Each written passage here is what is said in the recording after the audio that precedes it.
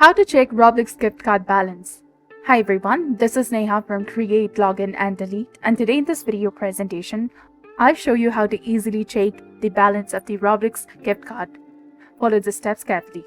To redeem a gift card, go to the Roblox website on your computer or your mobile device, then enter the gift card code after clicking on the Roblox icon. The full amount of the gift card will be added straight to your account.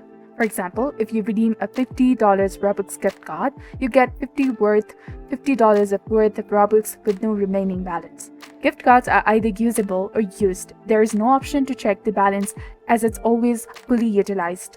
If you need help verifying if a gift card has been used before selling or exchanging it, contact the Roblox support. Provide your username, your first name, and your email. Choose the gift card help category, then ask them to confirm if the card has been used and its balance. The displayed amount on the card is the balance, and your Roblox gift card showing the $50 means that it has $50 balance. Give the necessary details and they will confirm if the card has been used and its balance. I hope this guide checking the Roblox gift card balance has been useful. If you like this video, please consider subscribing for more helpful tips and tutorials. Thank you for watching.